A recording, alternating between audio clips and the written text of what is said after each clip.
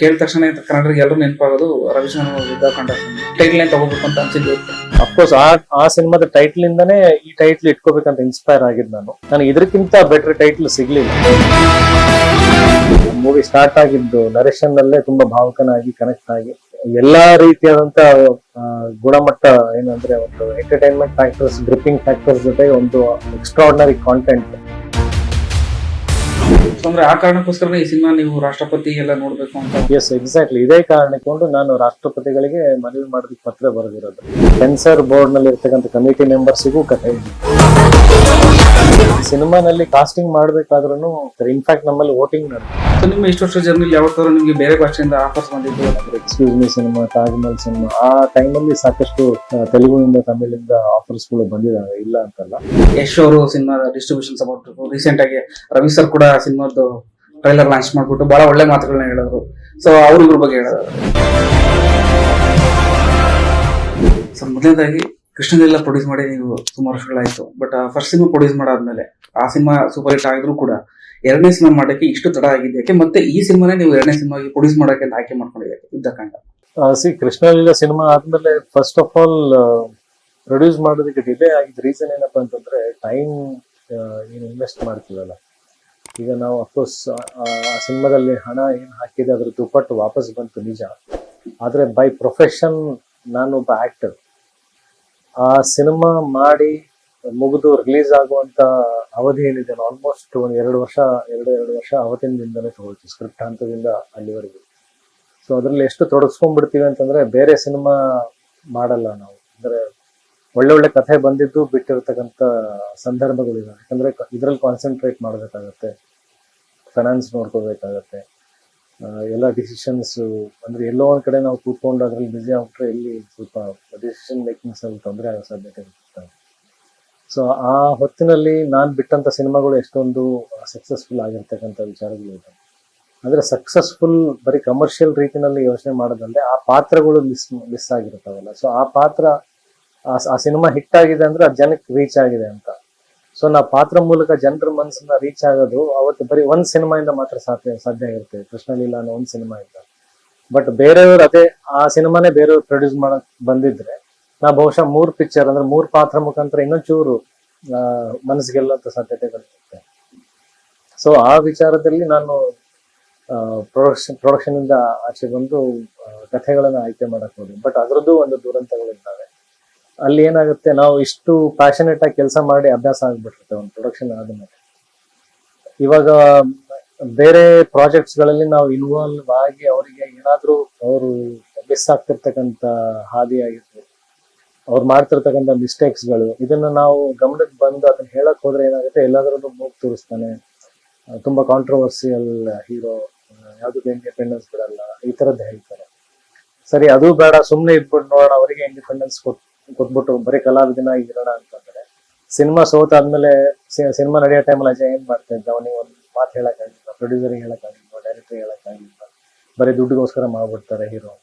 ಈ ತರ ಹಣೆ ಪಟ್ಟಿ ಕಟ್ಟಕ್ ಸ್ಟಾರ್ಟ್ ಆಗುತ್ತೆ. ಸೊ ತಲೆ ಕೆಡ್ಸ್ಕೊಂಡ್ರು ತಪ್ಪಾಗತ್ತೆ, ಸುಮ್ಮನಿದ್ರು ತಪ್ಪಾಗತ್ತೆ. ಈ ಜರ್ನಿ ನೋಡಿ ಫೈನಲಿ ಯುದ್ಧಕಾಂಡ ಅನ್ನೋ ಸಿನಿಮಾ, ಈ ಕಥೆ ನನಗೆ ತಾನಾಗೆ ಅದೃಷ್ಟದಿಂದ ತಾನಾಗೆ ಬಂದಿರ್ತಕ್ಕಂಥದ್ದು. ಆಫೀಸಲ್ಲಿ ಸುಮ್ಮನೆ ಕೂತಿದ್ದ ಜಾಗದಲ್ಲೇ ನನ್ನ ಸ್ನೇಹಿತ ಒಬ್ಬ ರೆಕಮೆಂಡ್ ಮಾಡಿ ಪವನ್ ಕಳ್ಸಿಕೊಟ್ಟಿದ್ದು. ಆ ಕಥೆ ಕೇಳಿದಾಗ sudden within fractions movie start ಆಗಿದ್ದು ನರೇಶನ್ ನಲ್ಲೇ ತುಂಬಾ ಭಾವುಕನಾಗಿ ಕನೆಕ್ಟ್ ಆಗಿ ಥ್ರೂ ಔಟ್ ದಿ ಸಿನಿಮಾ. ಅಂದ್ರೆ ಅಡ್ರಲಿನ್ ರಶ್ ಇರುತ್ತಲ್ಲ, ಒಂದು ಕೋಪ, ಕಿಚ್ಚು, ನನಗೊಂದು ಮಗಳಿರೋದ್ರಿಂದ ಆ ಎಮೋಷನ್, ಸೆಂಟಿಮೆಂಟ್ ಕನೆಕ್ಟ್ ಆಗಿ ಎಲ್ಲಾ ರೀತಿಯಾದಂತ ಗುಣಮಟ್ಟ ಏನಂದ್ರೆ ಒಂದು ಎಂಟರ್ಟೈನ್ಮೆಂಟ್ ಫ್ಯಾಕ್ಟರ್ಸ್, ಗ್ರಿಪ್ಪಿಂಗ್ ಫ್ಯಾಕ್ಟರ್ಸ್ ಜೊತೆಗೆ ಒಂದು ಎಕ್ಸ್ಟ್ರಾರ್ಡಿನರಿ ಕಾಂಟೆಂಟ್ ಹೇಳ್ಬೋದು ಅಂತ ಬಂತು. ಸೊ ಇದನ್ನ ಕಾಂಪ್ರಮೈಸ್ ಆಗಿ ಬೇರೆಯವ್ರಿಗೆ ಪ್ರೊಡಕ್ಷನ್ ಮಾಡಿಕೊಟ್ಟು ಅದ್ರಲ್ಲಿ ನಾನು ಮೂಗ್ ತುರಿಸಿ ಪ್ರಾಬ್ಲಮ್ ಆಗಿ ಅಥವಾ ಸುಮ್ಮನೆ ಇದ್ದು ಕೂಡ ಪ್ರಾಬ್ಲಮ್ ಆಗುವಂತ ವಿಚಾರ ಬೇಡ ಅಂತ ಇದನ್ನು ನಾನೇ ಪ್ರೊಡ್ಯೂಸ್ ಮಾಡ್ತೀನಿ ಅಂತ ಡಿಸೈಡ್ ಆಗಿ. ಸೊ ಅಂದ್ರೆ ನಿಮ್ಗೆ ಪರ್ಸನಲಿ ಮತ್ತೆ ಪ್ರೊಫೆಷನಲಿ ಸಿನಿಮಾ ಕತೆ ಬಹಳ ಅಂತ ತುಂಬಾ ಕನೆಕ್ಟ್ ಆಗಿ ಅಂತ ಹೇಳ್ಬೋದು. ಅಂದ್ರೆ ಒಬ್ಬ ಫಿಲ್ಮ್ ಮೇಕರ್ ಆಗಿ, ಒಬ್ಬ ತಂದೆಯಾಗಿ. ಸೊ ಈ ಕಂಟೆಂಟ್ ಬಗ್ಗೆ ಹೇಳೋದ್ರೆ, ಈ ಸಿನಿಮಾದ ಕಂಟೆಂಟ್ ಸಿಂಪಲ್ ಥಿಂಗ್. ಒಂದು ಚಿಕ್ಕ ಮಗು ಒಬ್ಬ ಯಾರೋ ಡ್ರಗ್ಗಿ ಅನ್ಕೋಬಹುದು, ಏನೋ ಅವ್ನು ಮೊಲೆಸ್ಟ್ ಮಾಡಿ ವಾರಗಟ್ಲೆ ಮೊಲೆಸ್ಟ್ ಮಾಡಿ ಒಂದು ಕೊಳ್ತೋಗಿರೋ ತರಕಾರಿ ತರ ಬಿಸಾಕ್ ಹೋಗಿರ್ತಾರೆ. ಸೊ ಆ ಮಗು ಈಗ ಆಗಿದ್ದಕ್ಕೆ ಆ ತಾಯಿ ತಾಯಿ ನ್ಯಾಯಗೋಸ್ಕರ ಹೋರಾಡ್ತಾ ತಾನು ಫ್ರಸ್ಟ್ರೇಟ್ ಆಗಿ ಈಗ ಕಾನೂನನ್ನ ತನ್ನ ಕೈಗೆ ತಗೊಳ್ಳೋಂಥ ಪರಿಸ್ಥಿತಿ ಬಂದಾಗ ಅವಳು ಅಪರಾಧಿ ಆಗ್ತಾಳ. ಆ ಅಪರಾಧಿ ಪರವಾಗಿ ಯಾರು ನಿಲ್ಲ ಮುಂದೆ ಬರಲ್ಲ. ಸಮಾಜ ಆಗಿರುತ್ತೆ, ಅವ್ರನ್ನ ನೋಡುವಂತ ದೃಷ್ಟಿಕೋನ, ಅವರೇ ಅಪರಾಧಿ, ಅವರಿಗೆ ಸಮಾಜದಲ್ಲಿ ಜಾಗ ಇಲ್ಲ ಅನ್ನೋ ರೀತಿನಲ್ಲಿ. ಸೊ ಅವರಿಗೆ ಒಬ್ಬ ಹೋರಾಟ ಅಂದ್ರೆ ನ್ಯಾಯಕ್ಕಾಗಿ ನಿಂತ್ಕೋಬೇಕಾಗುತ್ತೆ. ಇದು ಕಥೆ ಬಿಟ್ಕೊಟ್ಟಿದ್ದೀನಿ ಅಂತ ಅನ್ಕೋಬಹುದು, ಬಟ್ ಇದು ಕಥೆ ಅಲ್ಲ ಆಕ್ಚುಲಿ. ಇದ್ರ ಹಿಂದೆ ಸುತ್ತಮುತ್ತ ನಡೆಯೋ ಸಾಕಷ್ಟು ವಿಚಾರಗಳಿದಾವೆ. ಆಮೇಲೆ ಇದಕ್ಕೆ ಯಾವ ರೀತಿ ನ್ಯಾಯ ಒದಗಿಸುವಂತ ರೀತಿನಲ್ಲಿ ಅವನಿಗೆ ಬರುವಂತ ಅಡಚಣೆಗಳು, ಇದ್ರ ಲಾಸ್ಟಿಗೆ ಕ್ಲೈಮ್ಯಾಕ್ಸ್ ಅಲ್ಲಿ ಗೆಲ್ತಾನೋ ಇಲ್ವೋ ಅನ್ನೋದು ಬಹಳ ಕುತೂಹಲವಾದಂತ ವಿಷಯ. ಅದನ್ನ ನಾವು ಎಲ್ಲೂ ಬಿಟ್ಕೊಟ್ಟಿಲ್ಲ. ಅಂದ್ರೆ ಇದಕ್ಕೆ ನ್ಯಾಯ ಸಿಗಲ್ವಾ ಅನ್ನೋದು ಒಂದು ಪ್ರಶ್ನೆ ಇದೆ. ಏನೆಲ್ಲ ನ್ಯಾಯಾಂಗ ವ್ಯವಸ್ಥೆಯಲ್ಲಿ ಬದಲಾವಣೆ ಆಗ್ಬೇಕು ಅನ್ನೋದು ಒಂದು ಪ್ರಶ್ನೆ ಇದೆ. ಸೊ ಸಾಕಷ್ಟು ಎಮೋಷನಲ್ ಕಂಟೆಂಟ್ ಮುಖಾಂತರ ನಮಗ್ ನಾವೇ ಪ್ರಶ್ನೆ ಹಾಕೊಳ್ಳುವಂತ ವಿಚಾರ. ಸಿನಿಮಾದಲ್ಲಿ ನೀವು ಒಬ್ರು ಲಾಯರ್ ಪಾತ್ರ ಮಾಡ್ತಂದ್ರೆ ನೀವೇನೇ ಕೊಡ್ಸಿರೋದ್ರಲ್ಲಿ ಸಿನಿಮಾದಲ್ಲಿ ಅದನ್ನ ಒಂದು ಕಾನೂನು ಮುಖಾಂತರನೇ ಹೋಗ್ಬೇಕಾಗತ್ತೆ ಸಿನಿಮಾದಲ್ಲಿ. ಸೊ ಈ ಸಿನಿಮಾ ರಿಲೀಸ್ ಟೈಮಲ್ಲೇ ಈಗ ನೀನೆ ಒಂದು ಘಟನೆ ನಡೆದಿರೋ ಹುಬ್ಳಿಯಲ್ಲಿ. ಸೊ ಅಲ್ಲಿ ಏನಾಗಿದೆ ಅಂದ್ರೆ ಅದೇ ಆತನ ಒಬ್ಬ ಅಪರಾಧಿ ಆತನ ಎನ್ಕೌಂಟರ್ ಮಾಡಲಾಗಿದೆ. ಸೊ ಅದ್ರ ಬಗ್ಗೆ ನೀವು ಹೇಳೋದಾದ್ರೆ ಅಂದ್ರೆ ಇಲ್ಲಿನ ಒಬ್ಬ ಲಾಯರ್ ಪಾತ್ರದ ಮಾಡಿದ್ರು ಕೂಡ ಸೊ ಇತರ ಸಾಮಾನ್ಯ ನಾಗರಿಕನಾಗಿಯೂ ಏನ್ ಹೇಳಕ್ ಇಷ್ಟಪಡ್ತೀನಿ ಸರ್. ಪರ್ಸನಲಿ ನನಗೆ ಬಹಳ ಕೋಪ ಬರುತ್ತೆ. ನನ್ನ ಟೀಸರ್ ಅಲ್ಲೇ ಡೈಲಾಗ್ ಹೇಳಿದಂತೆ ನನಗೆ ಅದು ನಿಜವಾಗ್ಲೂ ಅನ್ಸುತ್ತೆ. ಅವನ್ನ ಛಿದ್ರ ಮಾಡಿ ಒಂದೊಂದು ಅಂಗಾಂಗನು ಕಿತ್ತೆ ಹಾಕಿ ಕಾಗೆಗಳಿಗೆ ಅಥವಾ ಹದ್ದುಗಳಿಗೆ ಕೊಡ್ಬೇಕು ಅಂತ ಅನ್ಸುತ್ತೆ.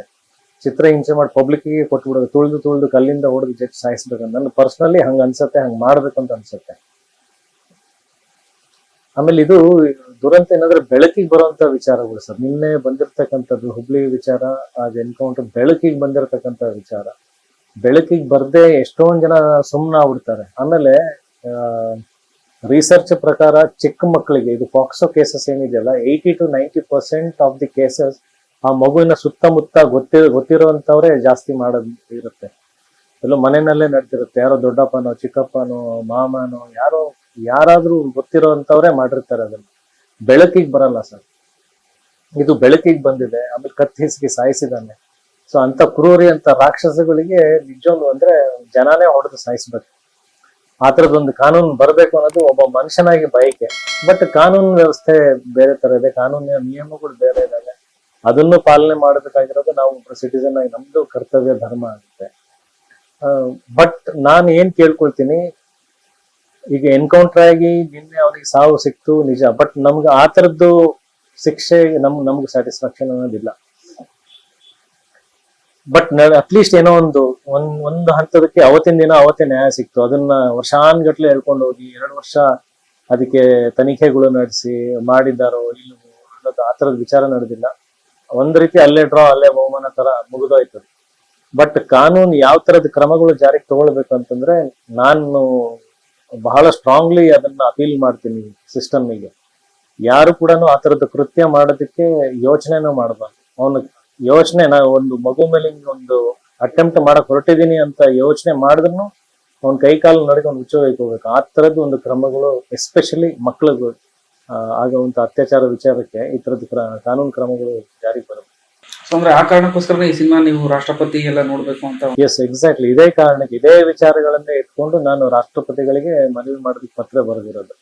ಅಂದ್ರೆ ಹೆಣ್ಮಕ್ಳಿಗೆ, ಅದರಲ್ಲೂ ವಿಶೇಷವಾಗಿ ಚಿಕ್ಕ ಹೆಣ್ಣು ಮಕ್ಕಳಿಗೆ ಬೇಗ ನ್ಯಾಯ ಸಿಗ್ಬೇಕಾಗಿದೆ. ನ್ಯಾಯ ಸಿಗದಲ್ಲದೆ ಈ ತರದ ಅಪರಾಧಗಳು ಆಗದೇ ಇರೋ ರೀತಿ ಅದನ್ನ ತಡೆಗಟ್ಟಬೇಕಾಗಿದೆ. ಓಕೆ. ಸೊ ಇನ್ನು ಯುದ್ಧಕಾಂಡ ಅಂತ ನಮ್ ಕೇಳಿದ ತಕ್ಷಣ ಕನ್ನಡರಿಗೆ ಎಲ್ಲರೂ ನೆನಪಾಗೋದು ರವಿಚಂದ್ರನ್ ಯುದ್ಧಕಾಂಡ ಸಿನಿಮಾ. ಸೊ ನಿಮ್ಗೂ ಈ ಸಿನಿಮಾ ಈ ಟೈಟ್ಲ್ ತಗೋಬೇಕು ಅಂತ ಅನ್ಸಿದ್ದೆ?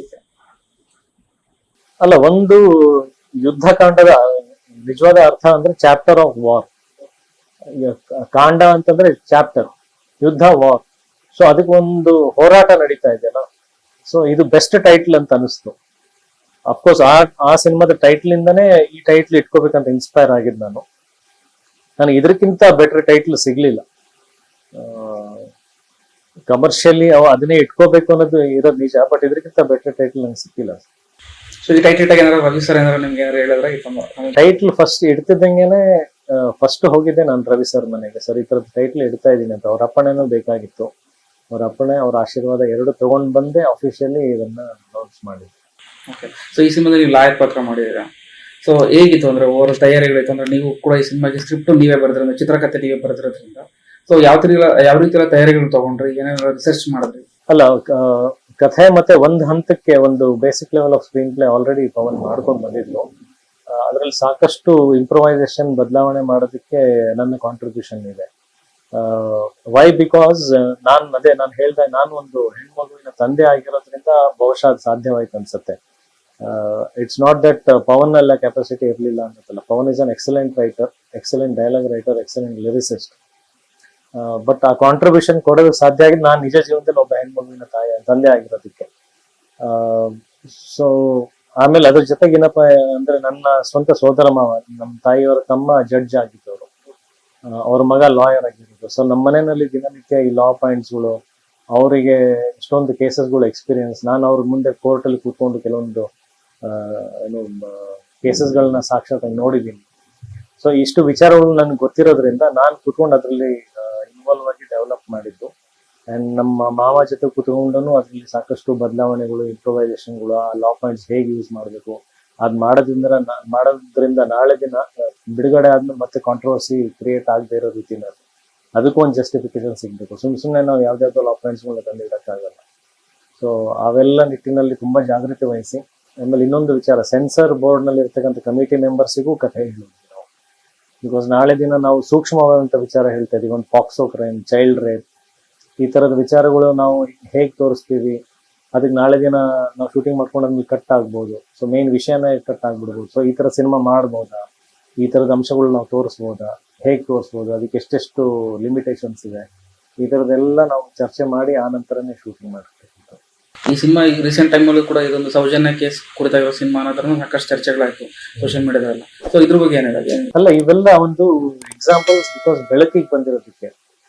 ಈಗ ನಾವು ಮಾತಾಡ್ತಿರ್ಬೇಕಾದ್ರೆ ಒಂದ್ ಹೆಣ್ಣು ಮೇಲೆ ಅತ್ಯಾಚಾರ ಆಗ್ತಾ ಇರತ್ತೆ, ಅದು ಅಷ್ಟು ಸಮಾಜ ಅಷ್ಟು ಕ್ರೂರಿಯಾಗಿದೆ. ಸಿ, ನೀವು ಜಸ್ಟ್ ಸಿಂಪಲ್ ಅಬ್ಸರ್ವ್ ಮಾಡಿ, ಒಂದು ಯೂಟ್ಯೂಬ್ ನಲ್ಲಿ ಒಂದು ಒಳ್ಳೆ ಟ್ರೈಲರೇ ಬಿಡ್ತೀನಿ, ಒಂದು ಒಳ್ಳೆ ಟೀಸರೇ ಬಿಡ್ತೀನಿ ಅನ್ಕೊಳ್ಳಿ, ಅಥವಾ ಒಂದು 4 ಮಾತೇ ಮಾತಾಡ್ತೀನಿ ಅನ್ಕೊಳ್ಳಿ, ಅದಕ್ಕೆ ತುಂಬಾ ವ್ಯಂಗ್ಯವಾಗಿ ತುಂಬಾ ಅಶ್ಲೀಲ ಪದಗಳನ್ನು ಉಪಯೋಗಿಸಿ ಪ್ರತಿಯೊಂದ್ ಕಡೆ ಎಲ್ಲಾದ್ರೂ ಒಂದು ಕಮೆಂಟ್ ಬಂದೇ ಬರುತ್ತೆ.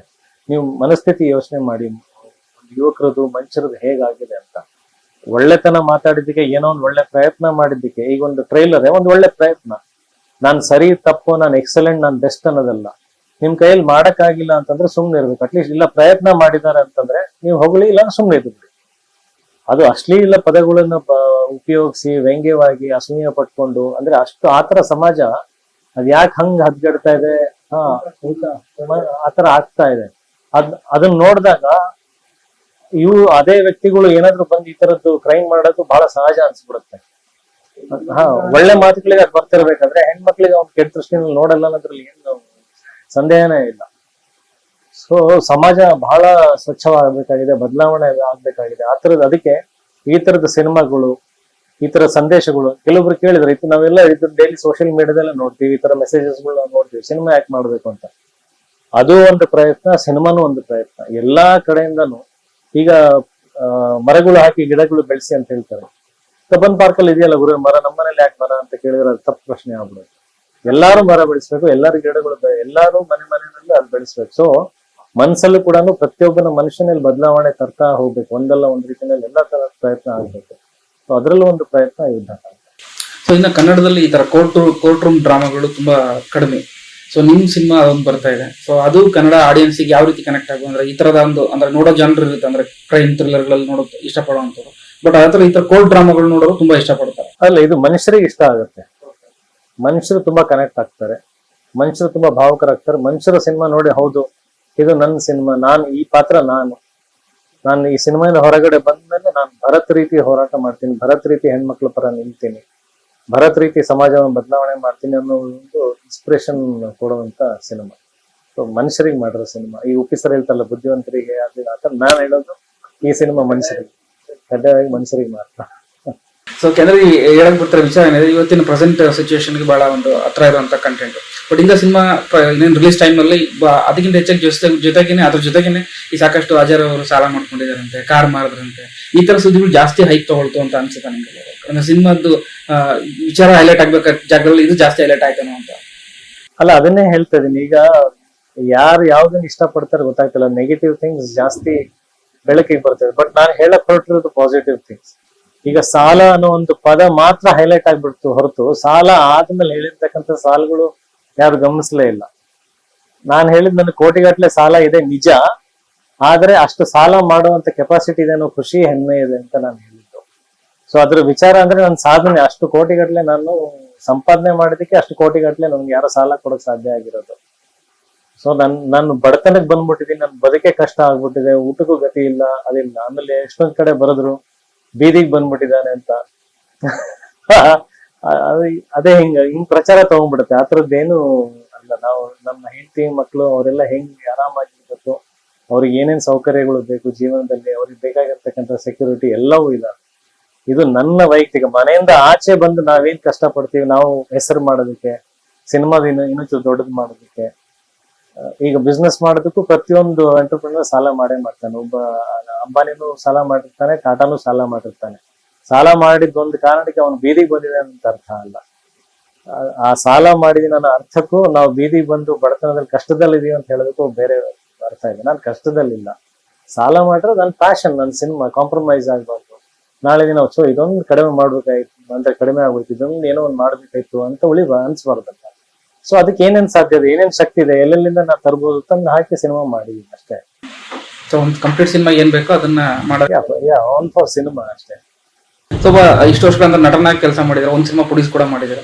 ಬಟ್ ನಿಮ್ಗೆ ಇಷ್ಟು ವರ್ಷಗಳಂದ್ರೆ 25 ವರ್ಷಗಳ, ಹೆಚ್ಚು ಕಡಿಮೆ 25 ವರ್ಷ ನಿಮ್ದು ಕರಿಯರ್. ಹೌದು, ಇಂಡಸ್ಟ್ರಿ 125 years. ಸೊ ಅವತ್ತಿನ ದಿನಗಳಿಗೆ ಒಂದು ಸಿನಿಮಾನ ಪ್ರೊಡ್ಯೂಸ್ ಮಾಡಿ ರಿಲೀಸ್ ಮಾಡೋದಕ್ಕಿಂತ ಸವಾಲುಗಳು ಇವತ್ತಿನ ಸಿಚುವೇಶನ್ ಏನ್ ವ್ಯತ್ಯಾಸ ಅಂತ ಅನ್ಸುತ್ತೆ ನಿಮ್ಗೆ? ಅಲ್ಲ, ಎವ್ರಿ ಟೈಮ್ ಆಯಾ ಕಾಲಘಟ್ಟಕ್ಕೆ ಅದರದೇ ಆದಂತ ಚಾಲೆಂಜಸ್ ಗಳಿದ್ದಾವೆ. ಅವತ್ತು ಬೇರೆ ತರ ಚಾಲೆಂಜಸ್ ಇತ್ತು, ಇವತ್ತು ಬೇರೆ ತರದ ಚಾಲೆಂಜಸ್ ಗಳಿದ್ದಾವೆ. ಅವತ್ತು ಕೂಡ ಸ್ಯಾಟಲೈಟ್ ಇರ್ಲಿಲ್ಲ, OTT ಇರ್ಲಿಲ್ಲ. ಅವತ್ತು ಕೂಡ ಬರೀ ಥಿಯೇಟರ್ ಅಲ್ಲೇ ಸಿನಿಮಾ ಮಾಡಿ ಥಿಯೇಟರ್ ಅಲ್ಲೇ ದುಡ್ಡು ತೆಗಿಬೇಕಾಗಿತ್ತು. ಆಮೇಲೆ ಹೋಗ್ತಾ ಹೋಗ್ತಾ ನಿಮಗೆ TV rights, digital rights, OTT rights ಅದೆಲ್ಲ ಬರ್ತಾ ಹೋಯ್ತು. ಬಟ್ ಬರ್ತಾ ಬರ್ತಾ ಇವಾಗಿನ ಚಾಲೆಂಜಸ್ ಏನಂದ್ರೆ ಪ್ರತಿಯೊಬ್ಬನು ಫಿಲ್ಮ್ ಮೇಕರ್ಸ್. ಒಬ್ಬ ಮೊಬೈಲ್ ಇಟ್ಕೊಂಡಿರೋನು ಒಂದು ಬೇಸಿಕ್ ಆ್ಯಪ್ಗಳು ಹಾಕೊಂಡು ಅವನು ಎಡಿಟ್ ಮಾಡಿ, ಇವಾಗ ನೀವು ಇನ್ಸ್ಟಾಗ್ರಾಮ್ ನಲ್ಲಿ 30 ಸೆಕೆಂಡ್ ಅಲ್ಲಿ 1 ನಿಮಿಷದಲ್ಲಿ ಒಂದು ಕಥೆ ಹೇಳಬಹುದು. ಒಂದು ಚಿಕ್ಕದಾಗಿ ಏನೋ ಒಂದು ಅದಕ್ಕೊಂದು ಶಾರ್ಟ್ ಸ್ಕ್ರೀನ್ ಪ್ಲೇಗಳು ಮಾಡಿ ನಾವು 2.5 ಗಂಟೆ ಹೇಳುವಂತ ಸಿನಿಮಾ 1 ನಿಮಿಷದಲ್ಲೂ ಹೇಳುವಂತ ಸಾಧ್ಯತೆಗಳು ಇವತ್ತಿದ್ದಾವೆ. So that is the challenge. ಅದನ್ನು ಮೀರಿ ನಾವು ಮಾಡೋದಾದ್ರೆ ಥಿಯೇಟ್ರಿಗೆ ಬಂದು ಸಿನಿಮಾ ನೋಡ್ತಾನೆ. So the standard of film making, the standard of thinking about a film, the art of film making ಇದೆಯಲ್ಲ, ಅದು ತುಂಬಾ ತುಂಬಾ ಸ್ಟ್ಯಾಂಡರ್ಡ್ ವೇನಲ್ಲಿ ಮಾಡಿದ್ರೆ ಮಾತ್ರ ಅವ್ನು ಮೊಬೈಲ್ ಅಲ್ಲಿ ಮಾಡೋದು ಇಲ್ಲ, ಇದನ್ನ ನೋಡಿ ಕಲ್ತಿನ ನಾಳೆ ಇನ್ನೊಂದು ಏನೋ ಮಾಡ್ಬೇಕು ಅನ್ನೋದು ಇನ್ಸ್ಪೈರ್ ಆಗ್ಬೇಕು ಅವನಿಗೆ. ಸೊ ಅಷ್ಟು ಚಾಲೆಂಜಿಂಗ್ ಆಗಿ ಅಪ್ಡೇಟ್ ಆಗಿ ಮಾಡ್ತೀವಿ ಅಂದ್ರೆ ಥಿಯೇಟ್ರಿಗೆ ಬಂದು ಸಿನಿಮಾ ನೋಡ್ತಾರೆ ಅಷ್ಟೇ, ಸಿಂಪಲ್. ಅಂದ್ರೆ ಅಷ್ಟು ಅಡಿಕ್ಟ್ ಆಗಿರೋ ಥಿಯೇಟ್ರಿಗೆ ಕರ್ಸ್ಬೇಕು ಅನ್ನೋದಾದ್ರೆ ಅಷ್ಟೊಳ್ಳೆ ಕಂಟೆಂಟ್ ನ ನಾವು ಕೊಡ್ಬೇಕು ಅನ್ನೋದು. ಓಕೆ. ಸೊ ನೀವು ಚಿತ್ರರಂಗಕ್ಕೆ ಎಕ್ಸ್ಕ್ಲೂಸಿವ್ ಆದಂತ ಸಿನಿಮಾ, ಒಂದು ಬ್ಲಾಕ್ ಬಸ್ಟರ್ ಸಿನಿಮಾ ಮುಖಾಂತರ ಹೀರೋ ಆಗಿ ಎಂಟರ್ ಕೊಟ್ರಿ, ಇಷ್ಟು ವರ್ಷ ಜರ್ನಿ ಮಾಡಿದಿರ. ಸೊ ನಿಮ್ಗೆ ಇಂಡಸ್ಟ್ರಿ ಈ ಒಂದು ತಿರುಗಿ ನೋಡುವಾಗ ಏನ್ ಅನ್ಸುತ್ತೆ ಅಂದ್ರೆ, ಓಕೆ ನಂಗೆ ಸ್ಯಾಟಿಸ್ಫ್ಯಾಕ್ಷನ್ ಇದೆ ಈ ಒಂದು ಜರ್ನಿ ಬಗ್ಗೆ ಅನ್ಸುತ್ತೆ, ಅಥವಾ ಎಲ್ಲೋ ನಂಗೆ ಸಿಗ್ಬೇಕಾದಂತದ್ದು ಇನ್ನೂ ಸಿಕ್ಕಿಲ್ಲ ಇಂಡಸ್ಟ್ರಿ ಒಳಗೆ ಅಂತ ಅನ್ಸುತ್ತೆ? ಸಿಗ್ಬೇಕಾಗಿರೋದು ಸಿಕ್ಕಿಲ್ಲ ಅನ್ನೋದು ನಾನು ಒಂದೇ ಒಂದು ಕಾರಣಕ್ಕಾಗಿ ಯೋಚನೆ ಮಾಡೋದು ಏನಪ್ಪಾ ಅಂತಂದ್ರೆ, ನನ್ನ ಒಳಗಡೆ ಆಸ್ ಎ ಫಿಲ್ಮ್ ಮೇಕರ್ ಒಂದು ಕನಸಿದೆ. ನನ್ನ ಕೆಪಾಸಿಟಿ ನಾನು ಇನ್ನೂ ದೊಡ್ಡ ಸಿನಿಮಾ ಮಾಡೋದಿಲ್ಲ. ದೊಡ್ಡ ಸಿನಿಮಾ ಬಜೆಟ್ ವಿಚಾರದಲ್ಲ, ಅಂದ್ರೆ ದೊಡ್ಡ ಮಟ್ಟಕ್ಕೆ ಜನಕ್ಕೆ ರೀಚ್ ಆಗುವಂತ ಸಿನಿಮಾಗಳು ಮಾಡಬಹುದು. ಹೂಡಿಕೆದಾರರು ಏನಿರ್ತಲ್ಲ, ಇವಾಗ ಆ ತರದ್ದೊಂದು ಕಾಂಟೆಂಟ್ ಸಿನಿಮಾ ಮಾಡ್ಬೇಕಂದ್ರೆ ಅಜಯ್ ಇಷ್ಟೇ ಮಾರ್ಕೆಟ್ ಅಂತ ಲೆಕ್ಕಾಚಾರ ಹಾಕ್ತಿರ್ತಾರೆ. ಸೊ ಎಲ್ಲೋ ಒಂದ್ ಕಡೆ ಒಂದು ಬಾರ್ಡರ್ ಅನ್ನು ಕ್ರಿಯೇಟ್ ಮಾಡಿರುತ್ತೆ, ಇಷ್ಟು ಬಜೆಟ್ ಹಾಕಿದ್ರೆ ಮಾತ್ರ ಇಷ್ಟು ತೆಗಿಬಲ್ಲ ನಾವು. ಸೊ ಅದಕ್ಕೆ ಒಂದು ಮಾರ್ಕೆಟ್ ಎಸ್ಟಾಬ್ಲಿಷ್ ಆದಾಗ ಮಾತ್ರ ಹೂಡಿಕೆದಾರರು ಮುಂದೆ ಬರಕ್ ಸಾಧ್ಯ. ಸೊ ಆ ಒಂದು ಕಾರಣಕ್ಕೆ ನಾನು ಫ್ರಂಟ್ ಲೈನ್ ಅಲ್ಲಿ ಬರ್ಬೇಕನ್ನೋದು ನನ್ನ ಆಸೆ ಇದೆ. ಬಿಟ್ರೆ ವೈಯಕ್ತಿಕವಾಗಿ ನನಗೆ ಏನ್ ಇಷ್ಟು 25 ವರ್ಷ ಜರ್ನಿ ಇದೆಯಲ್ಲ, ನನಗೆ ಅದ್ರಲ್ಲಿ ತುಂಬಾ ತೃಪ್ತಿ ಇದೆ. ಏನೇ ಮಾಡಿದ್ರು ನನ್ನ ಸ್ವಂತ ಶ್ರಮದ ಮೇಲೆ ಬಂದಿದ್ದೀನಿ. ಯಾರ ಮುಂದೆ ಭಿಕ್ಷೆ ಬಿಡಿಲ್ಲ, ಯಾರ ಮುಂದೆ ತಲೆ ಬಾಗಿಲ್ಲ, ಎಲ್ಲೂ ಕೂಡ ನಾನು ಸ್ವಾಭಿಮಾನ ಅನ್ನೋದು ಬಿಟ್ಕೊಟ್ಟಿಲ್ಲ. ಅಷ್ಟ್ರ ಮೇಲೂ ಕೂಡ ಅಷ್ಟು ಪ್ರಾಮಾಣಿಕವಾಗಿ ಇದ್ದು ಕೂಡ ಇಷ್ಟು ವರ್ಷ ಮುಂದೆ ಬಂದಿದ್ದೀನಂದ್ರೆ ಇದು ಬಹಳ ಅಪರೂಪ ಜನಕ್ಕೆ ಸಿಗುವಂತ ಅದೃಷ್ಟ. ಈ ತರದ್ದು ಒಂದು ಯೋಗ ಬಹಳ ಕಡಿಮೆ ಜನಕ್ಕೆ ಸಿಗುತ್ತೆ. ಅದು ನನ್ನ ತಂದೆ ತಾಯಿ ಆಶೀರ್ವಾದನೋ, ಅಭಿಮಾನಿಗಳ ಪ್ರೀತಿನ, ಸಿನಿಮಾ ಇಂಡಸ್ಟ್ರಿನಲ್ಲಿ ಇರ್ತಕ್ಕಂಥವ್ರು ಎಲ್ಲ ಪ್ರೊಡ್ಯೂಸರ್ಸ್, ಟೆಕ್ನಿಷಿಯನ್ ಆಶೀರ್ವಾದ, ಪ್ರೀತಿನ ಗೊತ್ತಿಲ್ಲ. ಇಲ್ಲಿವರೆಗೆ ಅದು ಕರ್ಕೊಂಬಂದಿದೆ, ಅದು ಸಣ್ಣ ವಿಚಾರ ಅಲ್ಲ ನನ್ನ ಪ್ರಕಾರ. ಸೊ ಏನ್ ಇಲ್ಲ ಅನ್ನೋದಕ್ಕಿಂತ ಏನಿದೆಯಲ್ಲ ಅದ್ರ ಬಗ್ಗೆ ಖುಷಿನೂ ಪಡ್ಬೇಕು, ಅದ್ರ ಬಗ್ಗೆ ತೃಪ್ತಿನೂ ಇರಬೇಕು. ಅದು ಇದೆ. ಅಂದ್ರೆ ನೀವು ಬಹಳ ಚಿಕ್ಕ ವಯಸ್ಸಿಗೆ ನಟನಾಗಬೇಕು ಅನ್ನೋ ಒಂದು ಸ್ಪಷ್ಟ ಗುರಿಯೊಂದಿಗೆ ಇಂಡಸ್ಟ್ರಿಗೆ ಬಂದಂತವ್ರು, ಯಾವುದೇ ರೀತಿ ಬ್ಯಾಕ್ಗ್ರೌಂಡ್, ಸಿನಿಮಾ ಬ್ಯಾಕ್ಗ್ರೌಂಡ್ ಇಲ್ದೇನೆ ಸೊ ಬಂದು ನಟನಾಗಿ ಬಂದು ಇವತ್ತು ನಿರ್ಮಾಪಕನಾಗಿ ಸಾಕಷ್ಟು ಜನ ಅಂದ್ರೆ ಬೇರೆ ಯೂತ್ಸ್ಗೂ ಕೂಡ ನೀವು ಇನ್ಸ್ಪೈರ್ ಮಾಡ್ತೀರಿ ಅಂತ ಅನ್ಕೋಬಹುದು. ಖಂಡಿತ ಅಲ್ಲ ಹಾಗೆ ಹೇಳ್ತೀರಂದ್ರೆ ಅದು ಆಕ್ಚುಲಿ ಅಂತ ನೀವು ಜರ್ನಿನ ನೋಡ್ತಾ ಬಂದ್ರೆ ಅದು ಅನ್ಸುತ್ತೆ. ಅಲ್ಲ, ವೈ ನಾಟ್, ಯಾರಾದ್ರೂ ಒಬ್ರು ಇನ್ಸ್ಪೈರ್ ಆಗ್ತಾರಂದ್ರೆ ಅಫ್ಕೋರ್ಸ್ ಅದು ನನ್ನ ಕಾಂಟ್ರಿಬ್ಯೂಷನ್ ಅಂತ ಹೇಳಕ್ ಇಷ್ಟಪಡ್ತೀನಿ. ಸೊ ಆ ನಿಟ್ಟಿನಲ್ಲಿ ಒಳ್ಳೆ ರೀತಿಯಲ್ಲಿ ಒಬ್ರು ಬದಲಾವಣೆ ಆಗಿದೆ, ಒಬ್ರು ಇನ್ಸ್ಪೈರ್ ಆಗಿದ್ದಾರೆ ಅಂದ್ರೆ ನಮಗೆ ಬಹಳ ಖುಷಿ ಆಗುತ್ತೆ. ಅದೇ ನಾನು ಹೇಳಿದ ನನಗೆ ಎಷ್ಟೊಂದು ಕೆಟ್ಟದನ್ನೇ ಗಮನಿಸುವಂತ ಪರಿಸ್ಥಿತಿನಲ್ಲಿ ಒಳ್ಳೆದನ್ನ ಗಮನಿಸಿ ಇನ್ಸ್ಪೈರ್ ಆಗ್ತಾರಂದ್ರೆ I really feel very happy. ನನಗೂ ಅವ್ರ ಕೃತಜ್ಞತೆಗಳು, ಅವ್ರಿಗೆ ಧನ್ಯವಾದ. ಸೊ ನಿಮ್ಮ ಇಷ್ಟು ವರ್ಷ ಜರ್ನಿಲಿ ಯಾವ ತರ ನಿಮ್ಗೆ ಬೇರೆ ಭಾಷೆಯಿಂದ ಆಫರ್ಸ್ ಬಂದಿದ್ದು ಅಥವಾ ನೀವು ಒಪ್ಕೊಂಡೇ ಇರೋದು ಒಪ್ಕೊಳ್ಳದೆ ಆ ಥರದಿಂದ ನಡೆದಿಲ್ಲ? ಇಲ್ಲ, ಮುಂಚೆ ಸಾಕಷ್ಟು ಬಂದಿದ್ದಾವೆ. ಅಂದ್ರೆ excuse me cinema, Taj Mahal cinema, ಆ ಟೈಮಲ್ಲಿ ಸಾಕಷ್ಟು ತೆಲುಗುವಿಂದ ತಮಿಳಿಂದ ಆಫರ್ಸ್ಗಳು ಬಂದಿದ್ದಾವೆ, ಇಲ್ಲ ಅಂತಲ್ಲ. ಬಟ್ ಎಲ್ಲೋ ಒಂದ್ ಕಡೆ ಇಲ್ಲೇ ಸಿಗ್ತಿರ್ತಕ್ಕಂಥ ಒಂದಷ್ಟು ಎಂತಾರೆ ಸ್ಕ್ರಿಪ್ಟ್ಗಳು ನನಗೆ ಬರೆಯುವಂತ, ನನಗೆ ನನ್ನನ್ನೇ ತಲೆಯಲ್ಲಿ ಇಟ್ಕೊಂಡು ಕಥೆ ಬರೆಯುವಂತ ಒಂದು ಸಂದರ್ಭ ಇತ್ತು ಅವತ್ತು. ಅದನ್ನ ಬಿಟ್ಟು ಹೋಗಿ ಬೇರೆ ಒಂದು ಪ್ರಯತ್ನಕ್ಕೆ ಅಲ್ಲೆಲ್ಲೋ ವಿಫಲನಾಗಿ ಬರೋದ್ಕಿಂತ ನಮ್ಮೂರಲ್ಲಿ ನಮ್ಮ ಜಾಗದಲ್ಲಿ ಇನ್ನೊಂಚೂರು ಬಲುವ ಗಟ್ಟಿ ನೆಲ ಊರಣ ಅಂತ ಅಂದ್ಬಿಟ್ಟು ಆ ಟೈಮಲ್ಲಿ ಹೋಗ್ಲಿಲ್ಲ. ಇತ್ತೀಚೆಗೆ ನಮ್ಮ ವಿಡಿಯೋ ನಿಮ್ದು ಸ್ಟೇಟ್ಮೆಂಟ್ ನೋಡ್ತಾ ಇದೆ, ಅದ್ರಲ್ಲಿ ನೀವು ಹೇಳ್ತೀರಾ ಅಂದ್ರೆ ಕೃಷ್ಣಲೀಲಾ ಬಂದಿದ್ದ ದುಡ್ಡಲ್ಲಿ ನಾನು ಇಷ್ಟು ವರ್ಷ ಸರ್ವೈವ್ ಆದೆ, ಮತ್ತೆ ಎಷ್ಟೋ ಸಿನಿಮಾಗಳಿಂದ ನಾನು ದುಡ್ಡು ಕೆಲವು ಸಿನಿಮಾಗಳು ತಗೊಳ್ಳೇ ಇಲ್ಲ ಅನ್ನೋ ತರ ಮಾತು ಕೂಡ ಹೇಳಿದ್ರೆ. ಅಲ್ಲ, ನಾನು ಅಂದ್ರೆ ಕೃಷ್ಣಲೀಲಾ ತಾಜ್ ಮಹಲ್ ಅಲ್ಲ, ಕೃಷ್ಣಲೀಲಾಕ್ಕೂ ಮುಂಚೆನ ಎಷ್ಟೊಂದು ಸಿನಿಮಾಗಳಿಗೆ ದುಡ್ಡು ತಗೊಂಡಿಲ್ಲ, ಎಷ್ಟೋ ಸಿನಿಮಾಗಳಿಗೆ ಅರ್ಧ ದುಡ್ಡು ತಗೊಂಡು, ಬಿಕಾಸ್ ಕಮಿಟ್ಮೆಂಟ್ ಅನ್ನೋದು ಇದ್ದಿಲ್ಲ, ನನ್ನ ಫ್ಯಾಮಿಲಿ ಅನ್ನೋದು ಇದ್ದಿಲ್ಲ, ಮದುವೆ ಆಗಿರ್ಲಿಲ್ಲ. ಸೊ ಅಗೇನ್ ಸಿನಿಮಾನೇ ಪ್ರೀತಿ ಇತ್ತಲ್ಲ, ಯಾರಾದ್ರೂ ಬಂದು ಕಷ್ಟ ಹೇಳ್ಕೊಂಡು ಇಷ್ಟು ಕೊಡಕ್ ಆಗಿಲ್ಲ ಅಂದ್ರೆ ಎಷ್ಟು ಕೊಡ್ತೀರಾ ಕೊಡ್ರಿ, ನಂಗೆ ಸಿನಿಮಾ ಮಾಡ್ಕೊಂಡು ಹೋಗಿಲ್ಲ ಅಷ್ಟೇ. ಅಲ್ಲಿವರೆಗೂ ಸಂಪಾದನೆ ಅನ್ನೋದು ಮಾಡಿಲ್ಲ. ನನಗೆ ಎಷ್ಟು ಊಟಕ್ಕೆ ಎಷ್ಟಕ್ಕೆ ಅಂದ್ರೆ 4 ಹೊತ್ತು ಊಟಕ್ಕೆ ಏನ್ ಬೇಕಾಗಿತ್ತು, ಮನೆ ಬಾಡಿಗೆ ಕಟ್ಟಕ್ಕೆ ಏನ್ ಬೇಕಾಗಿತ್ತು ಅಷ್ಟು ಮಾತ್ರ ನಾ ತಗೊಂಡು ಇಸ್ಕೊಂಡು ನಾನು ಆರಾಮ ನನ್ನ ಪಾಡಿಗೆ ಏನು ಲೈಫ್ ಸೆಟಲ್ಮೆಂಟ್ ಮಾಡ್ಕೊಳ್ಳಿ. ಆದ್ರೆ ಅದ್ರ ಬಗ್ಗೆ ಯೋಚನೆನೇ ಇಲ್ಲ ನನಗೆ. ಮದುವೆ ಆದ್ಮೇಲೆ ಓಕೆ, ನಾನು ಹೆಂಡತಿ ಒಂದ್ ಮನೆ ಮಾಡ್ಬೇಕು, ಮಗು ಏನಾದ್ರು ಮಾಡ್ಬೇಕು, ಈ ತರ ಯೋಚನೆಗಳು ಮಾಡಿ ಅವ್ರಿಗೆ ಏನೇನೆಲ್ಲ ಮಾಡ್ಬೇಕು ಮಾಡಿ ಇಟ್ಟಿದ್ದೀನಿ. ಅಂದ್ರೆ ನಿಜವಾದ ಸಂಭಾವನೆನ ಇಸ್ಕೊಳಕ್ ಸ್ಟಾರ್ಟ್ ಮಾಡಿದ್ ನನ್ನ ಮದುವೆ ಆದ್ಮೇಲೆ ಅಂತ ನಾನು. ಸೊ ಅಂದ್ರೆ ಅಲ್ಲಿವರೆಗೂ ನೀವು ಅಂದ್ರೆ ಸಿನಿಮಾ ಪ್ರೀತಿ, ಅಲ್ಲಿವರೆಗೂ ಚಾರಿಟಿನೇ ಸರ್, ಚಾರಿಟಿ ಶೋನೆ. Okay, Ajay Rao charitable trust. Okay.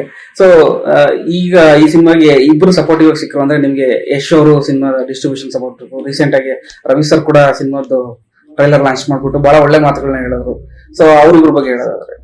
ಅಲ್ಲ, I am very very thankful to rocking star Yash, KVN ಸಂಸ್ಥೆ ಮಾಲೀಕರಾದಂತ ವೆಂಕಟ್ ನಾರಾಯಣ್ ಸರ್, ಅಂಡ್ ನಮ್ಮ crazy star Veeraswamy Ravichandran sir. ಏನು ಅಂದ್ರೆ ನಾನು ಯಾರ ಹತ್ರನೂ ಹೋಗಿ ಕೇಳ್ಕೊಂಡು ಕಷ್ಟ ಹೇಳ್ಕೊಂಡು ಮಾಡಿರ್ತಕ್ಕಂಥದ್ದಲ್ಲ, ಅವರೇ ಗಮನಿಸಿ ಏನೇನ್ ನಡೀತಾ ಇದೆ ಎಲ್ಲ ಅವರಿಗೆ ಪ್ರತಿಯೊಂದು ಹಂತದಲ್ಲಿ ತಿಳುವಳಿಕೆ ಇತ್ತು, ಬಿಕಾಸ್ ಆಫ್ ಕಾಮನ್ ಫ್ರೆಂಡ್ಸ್ಗಳು ಮುಖಾಂತರ. ಸೊ ಹಂಗಾಗಿ ಅವರೇ ಮುಂದೆ ಬಂದು ಏನ್ ನಡೀತಾ ಇದೆ, ಏನಿಲ್ಲ, ಏನೇನ್ ಮಾಡ್ಬೇಕು ಅಂತ ತಾವಾಗೇ ಕೇಳ್ಕೊಂಡು ಸರಿ ನನ್ನ ಕಡೆಯಿಂದ ಡಿಸ್ಟ್ರಿಬ್ಯೂಷನ್ ಮಾಡ್ಕೊಡ್ತೀನಿ ಅಂತ ಅವರೇ ವೆಂಕಟ್ ಸರ್ ಹತ್ರ ಮಾತಾಡಿ ಡಿಸ್ಟ್ರಿಬ್ಯೂಷನ್ ಮಾಡ್ಕೊಟ್ರು. ಇದೆಲ್ಲ ಬಯಸದೆ ಬಂದಂತ ಭಾಗ್ಯ. ಸೊ ಫಾರ್ ದ್ಯಾಟ್ ರೀಸನ್ ಅವರ ಗ್ರೇಟ್ನೆಸ್, ಅವರ ಹಾರ್ಟ್ಫುಲ್ನೆಸ್ಸಿಗೆ ಎಂದಿಗೂ ಚಿರಋಣಿ ಅಂತ ಹೇಳಕ್ಕೆ ಇಷ್ಟಪಡ್ತೀನಿ. So thank you Yash, thank you so much. And of course Ravi sir ಯಾವಾಗಲೂ ಜೊತೆಗಿದ್ದಾರೆ, ನನ್ನ ಜೊತೆಗೆ ಮಾತ್ರ ಅಲ್ಲ, ಪ್ರತಿಯೊಂದು ಹೀರೋಗಳು. ಇಲ್ಲಿ ಏನಾದ್ರೆ ವಿಶೇಷವಾದಂಥ ಗುಣ, ಯಶ್ ಅವರಾಗಿರ್ಬೋದು, ರವಿ ಸರ್ ಆಗಿರ್ಬೋದು, ಸಿನಿಮಾನ ಪ್ರೀತಿಸುವಂಥವ್ರು, ಸಿನಿಮಾಗೋಸ್ಕರನೇ ತಮ್ಮ ಜೀವನ ಮುಡಿಪಾಗಿದ್ದವರು. ಅವರು ಕೂಡ ಸ್ವತಃ ಜೀವನದಲ್ಲಿ ಅದೇ ತರ ಇನ್ನೊಬ್ರು ಕೂಡ ಇದಾರಂತಂದ್ರೆ ಆ ವಿಷಯಕ್ಕೆ ಗೌರವ ಇದೆಯಲ್ಲ, ಅದು ಮುಖ್ಯ ಆಗುತ್ತೆ. ಇಲ್ಲಿ ಎಷ್ಟೊಂದು ಜನ ಸ್ನೇಹ ಇದಕ್ಕೆ ಅಂತ ಅನ್ಕೊಳ್ತಾರೆ. ನೋ, ನನಗೆ ಗಮನಕ್ಕೆ ಬರೋದು because the factor of loving cinema, the factor of the passion for cinema ಇದೆಯಲ್ಲ, ಅದು ಕಂಡು ಬಂದಾಗ ಅದ್ರ ಮೇಲೆ ಇರುವಂತ ಗೌರವ, ಅದ್ರ ಮೇಲೆ ಇರುವಂತ ಪ್ರೀತಿಗೆ ಅದು ಬಂದು ಸಾಥ್ ಕೊಟ್ಟಿರ್ತಕ್ಕಂಥದ್ದು. ಸೊ ಹಾಗೆ ಬಂದಾಗ ಅದನ್ನ ಉಳಿಸ್ಕೊಳ್ಳೋದು ನನ್ನ ಜವಾಬ್ದಾರಿ ಆಗುತ್ತೆ.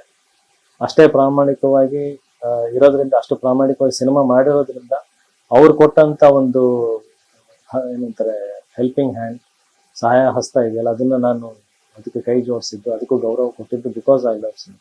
ಅದೊಂದು ಖುಷಿ ವಿಚಾರ ಅಂದ್ರೆ ಈಗ ಒಳ್ಳೆ ಕಂಟೆಂಟ್ ಬಂದಾಗ ಅದನ್ನ ಸರಿಯಾಗಿ ರೀಚ್ ಆಗ್ತಿದ್ರೆ ಬಹಳ ಸಮಸ್ಯೆ ಆಗುತ್ತೆ. ಬಟ್ ನಿಮಗೆ ಒಳ್ಳೆ ಒಂದು ಟೀಮ್ ಸಿಕ್ಕಿದೆ ಕೂಡ, ಅಂದ್ರೆ ಡಿಸ್ಟ್ರಿಬ್ಯೂಷನ್ ವಿಚಾರದಲ್ಲಿ ಕೆವಿಎನ್ ಅಂತ, ಅದೊಂದು ಬಹಳ ಒಳ್ಳೆ. ಹೌದು, ಇಟ್ಸ್ ಎ ಗ್ರೇಟ್ ಸಪೋರ್ಟ್, ದೊಡ್ಡ ಸಪೋರ್ಟಿಂಗ್ ಪಿಲ್ಲರ್ ಅನ್ನೋದಕ್ಕಿಂತ ಮೂಲ ಫೌಂಡೇಶನ್ ಅದಾಗುತ್ತೆ. ಯೂಶಲಿ ಮನೆ ಫೌಂಡೇಶನ್ ಕಟ್ಟಿ ಆಮೇಲೆ ಮನೆ ಕಟ್ತೀವಿ, ನಾನು ಮನೆ ಕಟ್ತೀವಿ ಆಮೇಲೆ ಫೌಂಡೇಶನ್ ಬಂದಿತ್ತು.